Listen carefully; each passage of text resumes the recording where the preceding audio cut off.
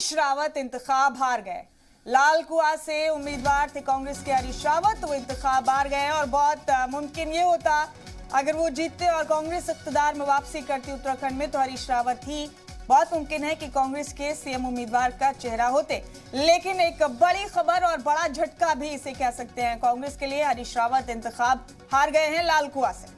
बिल्कुल, जिस तरीके से बड़ा चेहरा कांग्रेस का उत्तराखंड में वो माने जाते हैं और उनको भी शिकस्त का सामना करना पड़ गया है। तो पहली हार ये उत्तराखंड से कांग्रेस की। आपको बता दें, हरीश रावत जो कि लाल कुएं से इंतखाबी मैदान में उतरे हुए थे, शिकस्त का सामना उन्हें करना पड़ा है। हालांकि अगर रुझानों की बात करें तो 24 सीटों पर इस वक्त कांग्रेस बढ़त हासिल किए हुए है, लेकिन बीजेपी काफी तेजी से आगे बढ़ रही है। 70 सीटों की बात है और कांग्रेस कहीं ना कहीं, हरीश रावत के बयान भी हमने आपको लगातार सुबह से सुनवाया था, वो यही कह रहे थे कि नहीं, इक्तिदार में वापसी होगी, नतीजों का इंतजार कीजिए। लेकिन अभी सीधे तौर पर देख सकते हैं कि हरीश रावत खुद इंतखाबात हार चुके हैं। बीजेपी के उम्मीदवार मोहन सिंह से शिकस्त का सामना किया है हरीश रावत ने और ये एक बड़ा झटका है और किसी को लग नहीं रहा होगा, प्रोफेसर देवराज जी, की हरीश रावत इस दफा इंतखाब हार जाएंगे। और लग ये भी रहा था कि उत्तराखंड में बहुत मुमकिन है कि कांग्रेस की वापसी